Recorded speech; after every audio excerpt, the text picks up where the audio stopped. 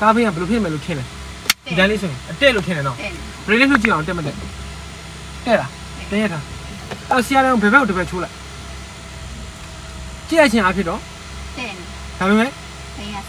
တဲ့မတက်ရကျွန်တော်တို့ဘယ်ကြည့်မှသိမှာလဲပြုတ်ကြည့်မှသိမှာအဲ့ဘယ်လေးဘက်မှလွတ်ကြည့်လိုက်ပြန်ရက်ဒါဆိုရင်ကျွန်တော်တို့ကအမြဲတမ်းဒီဆရာတော်ကိုကြည့်တိုင်း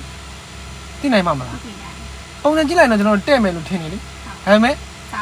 ဆောင်းမဆောင်းကကျွန်တော်တို့က break လေးဖက်ဖက်လွတ်ကြည့်ရှေ့ခေါင်းကိုကြည့်တာရက်ပြန်ရက်တော့ဒါဆိုအဲ့လိုမျိုးသွားနေပြီဆိုကျွန်တော်ဆရာတစ်ပတ်ပြန်ဖြီးရမယ်ဖြီးဒါပဲအဲ့တော့ဗာအရှင်းလေးနဲ့တို့ကြည့်ဒါဆိုရင်ဘယ်လိုသွားလဲအဲ့တော့ညာဘက်ကိုတစ်ပတ်လှည့်မယ်အဲ့တော့ဆရာတော်ကိုကြည့်လိုက်ခြင်းအားဖြစ်တော့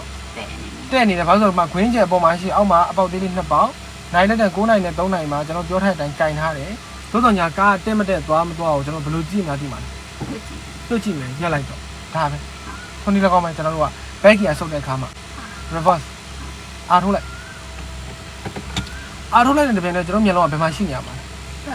နော် side man နှစ်ခုသို့မဟုတ် back camera သို့မဟုတ် back man မှာရှိနေရမှာနော်အဲ့တော့ကျွန်တော်ဒီ side man လေးကိုကြည့်လိုက်မယ်အဲ့တော့ brake လေးပေါ်မှာလှုပ်ကြည့်လိုက်ဘယ်သွားနေလဲကားလေးနောက်တော့မှန်တယ်ညာဘက်လားဘယ်ဘက်လားတခြားကြည့်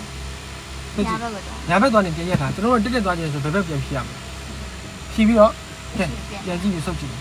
ဟုတ်မှန်လားအဲ့တော့ဘယ်ဘက်လေးကိုတစ်ဘက်လက်ကြည့်မယ်โอเคဒါဆိုရင်ကားအာထုတ်တာဖြစ်တဲ့ကားဖယ်သွားမှာလဲနောက်ကိုသွားမှာဖြစ်လို့ကျွန်တော်မျက်လုံးတွေကကျွန်တော်တို့က side man တွေပေါ်မှာရှိမယ် brake လေးလွှတ်ကြည့်မယ်ကားဖယ်သွားနေတယ်ဖယ်သွားနေတယ်အနောက်ကိုမှန်တယ်ဒါပေမဲ့ဘယ်လားညာ